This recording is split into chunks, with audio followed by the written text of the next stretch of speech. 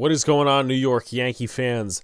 Welcome back to another video. Hit the like button, comment, and subscribe. Turn on post notifications so you know when a live stream pops through your drops. Appreciate all coming back. Share this out. Do all the good stuff. It is important that you subscribe because we are almost at 1,900 and then eventually 2,000. We got a lot of good stuff cooking up for you guys. Yankees content, Giants content, and a lot of other content coming along the way. So I decided to make a video off the report that Jack Curry mentioned on Sunday, saying that the Yankees would most likely not sign Blake Snell, the former pitcher of the Padres and the Rays. And I've talked about Blake Snell in multiple videos, multiple live streams, how I'm not really advocating for him, but I do think the Yankees could have done something a little bit more in the rotation. Right now you have Cole, Stroman, Cortez, Rodon, and then a fifth guy in no particular order. And that fifth guy could be Heel, it could be Schmidt, it could be this guy, it could be Beater, it could be a lot of different guys. But overall, there are question marks in this rotation behind Garrett Cole. You have Cortez, who, is he going to bounce back? You have Stroman, how much is he going to live up to in terms of his contract? And Carlos Rodon, after a horrible season last year, also riddled by injury, how much is he going to bounce back?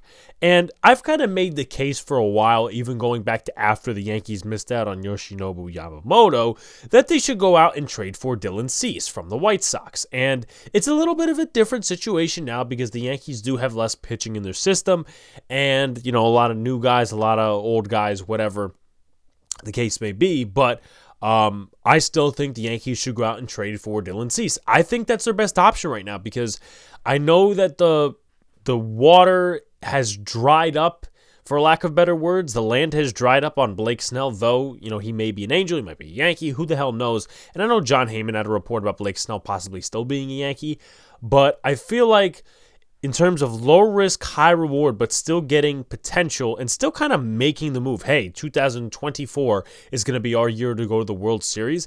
I think Dylan Cease is that move. You didn't get Corbin Burns because you held on to Spencer Jones. That's all fine and well. You just got to make sure that you're better than the Orioles and Corbin Burns, of course.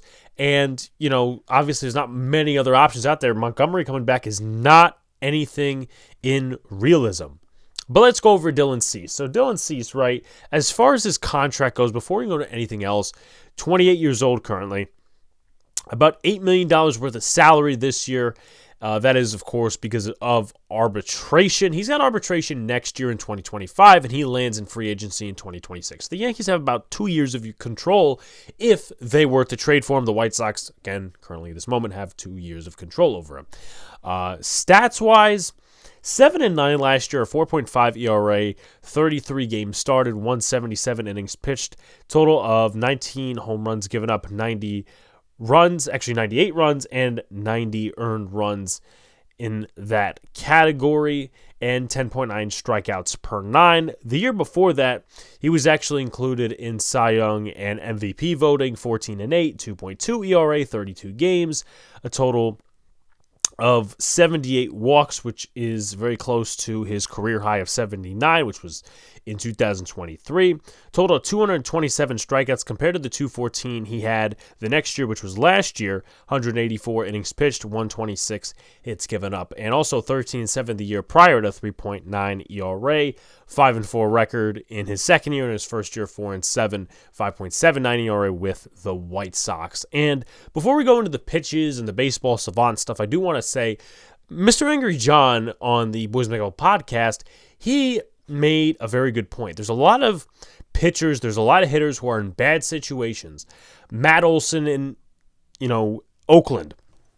He's a guy that we knew he was a good first baseman, but we never really saw him sprout off. And his best season, career-wise, was with the Braves once he got traded. Sean Murphy. I mean, look what he did with the Braves last year. So there's a lot of notable players that because they're in bad situations, they're not good. And then they go to another situation. It's kind of like football, too. Sometimes with quarterbacks, wide receivers.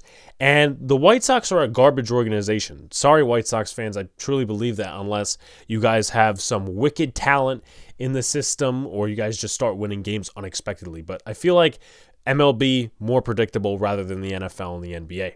So let's go to the baseball savant stats. He throws the four-seamer 43.2% of the time, slider 38.6%, knuckle curve 50.2%, and changeup 3%. Now let's take a look. Key stats regarding every pitch. Four-seam fastball, 273 batting average. Last year, hitters were against it, 69 strikeouts, 8 home runs, with a whiff percentage of 20.5 and a put-away percentage of 17.9. A slider, in terms of that, 216 batting average. Against that, had the most strikeouts off of that, 119. 7 home runs given up off of that, 43.3 whiff percentage and 23.1 put-away percentage, which is the best stat in those categories. Really, the slider is his best pitch, at least according to the statistics and the analytics. Curveball, as far as that goes, 298 batting average, 23 strikeouts, 4 home runs, 24.9 whiff percentage, 19.8 put-away percentage, and a changeup. Obviously, as we mentioned before, the fourth most thrown pitch, 111 batting average, 3 strikeouts, no home runs given up, 53.8 whiff percentage, and 12 put-away percentage. Now let's take a look into what it would cost, right? I don't know the landscape of the White Sox organization. I don't know if they're good in pitching, they're good in hitting, outfield, infield, catcher, whatever. But presuming us trading for Dylan Cease, they would want a solid package to go back. Notably pitchers, and the Yankees are kind of drained in that area. Maybe outfielders. Spencer Jones is probably something that they would want to look at. And again, no one is going to get a mock trade correct until if it happens.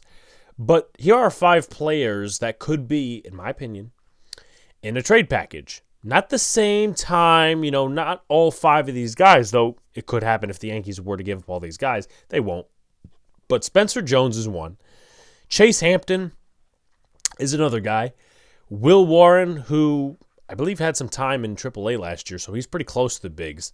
Luis Heel, who's coming off of Tommy John surgery from about a year and a half ago, and he's been, trying to get back into the rehab process and get back on the baseball field, and he even pitched, I believe it was one of the first spring training games.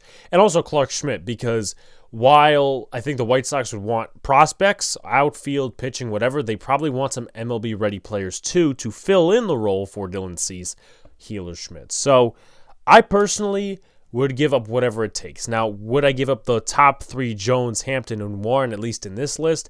Probably not. But, I'm at a point this far, folks, where I just really don't care about the prospects. I'm not talking big league. I'm not talking Volpe. I'm not talking Wells. I'm talking the guys in the minor leagues that are not ready yet. I'm talking about Jones. I'm talking about Hampton, Warren. I feel like 2024 is an all-in year for the Yankees. Soto is a free agent after the year. Gleyber Torres, Verdugo, those guys are free agents after the season. And the Yankees have the most talented team they've had in years. So why not go for it all and make sure you have as little question marks as possible? Let me know if you guys would trade for Dylan Cease. Would you sign Snell? What else would you do? Or would you just leave the rotation alone? Let me know in the comments. Appreciate you guys. Subscribe. Do all the good stuff. Talk to you soon.